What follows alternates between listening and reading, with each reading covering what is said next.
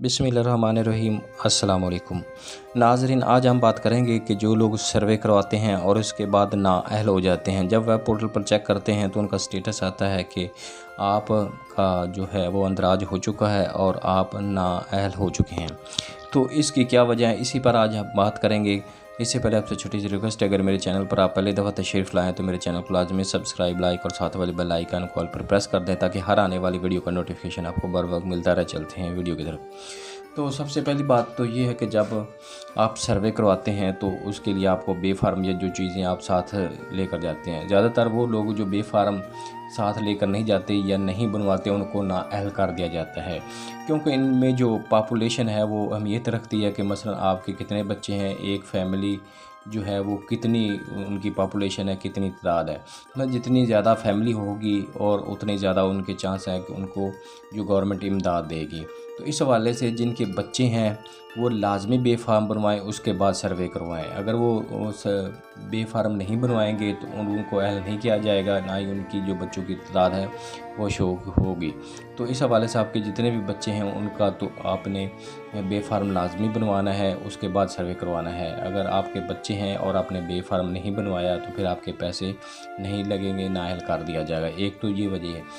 तो आपका बेफार्म ही है और आपने सर्वे करवाया है, नाअहल हो चुके हैं, तो इसकी कुछ ऐसी जो सूरत-ए-हाल भी होती है कि लोग वो होते तो मेहनत मज़दूरी करते हैं, लेकिन उनकी सिम वगैरह या तो उनके रिश्तेदार के पास होती है या उनके कुछ ऐसे लोग निकलवा लेते हैं जो उस पर नेट का यूज़ करते हैं या कुछ ईज़ी पैसा या इस तरह के जो सेंड करते हैं, तो उनकी सिमें निकली होती हैं जिससे उनकी जो डेटा शो होता है। तो इस हवाले से उनको फिर नाअहल कर दिया जाता है। इस हवाले से जब आपने सर्वे करवाना, सबसे पहले अपने शनाख्ती कार्ड पर सिमें चेक करवानी है।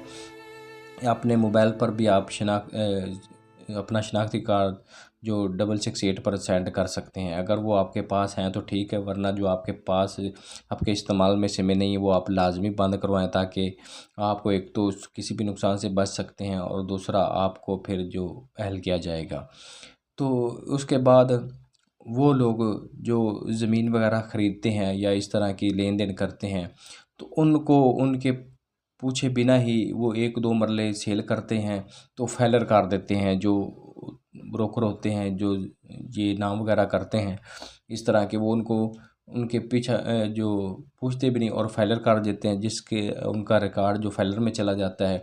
तो उसके बाद उनको गवर्नमेंट की जो सब्सिडी है वो रोक दी जाती है, क्योंकि जो लोग फैलर होते हैं वो खाते पीते होते हैं। तो इसलिए आपने इस तरह का कोई भी लेन देन करना है या अपने ज़मीन का लेन देन कर रहे हैं तो आपने उनसे पूछना है कि आप मुझे फैलर कर रहे हैं कि नहीं। तो आपने अगर 1-2 मरला इस तरह ज़मीन बेच रहे हैं या ले रहे हैं तो आप फैलर अगर हो गए हैं तो आपको इमदाद नहीं दी जाएगी।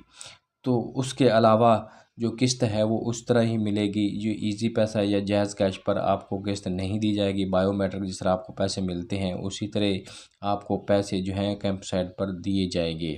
हाँ, अलबत्ता ये जायज़ कैश या कंपनी इस तरह या अल्फ़ा पे तो जो भी मिलता है, लेकिन आपको डिवाइस पर थंब लगाकर कैंप साइट पर वहाँ जाकर जिस तरह आपको पैसे मिलते हैं वहीं आपको पैसे दिए जाएंगे। क्योंकि बेनज़ीर इनकम सपोर्ट प्रोग्राम जो बहुत बड़ा प्रोग्राम है, तो इस पर गवर्नमेंट काफ़ी तगोदो कर रही है कि हर ये जितना हो सके लोगों को सहूलियात दी जाए, साफ़ शफाफ तरीके से लोगों को पैसे मिलें और किसी तरह की उनको परेशानी या जो मुश्किलात हैं वो पेश ना आए। तो इस हवाले से उनको इनकी तादाद भी बैंक की बढ़ाई जा रही है ताकि लोग आसानी से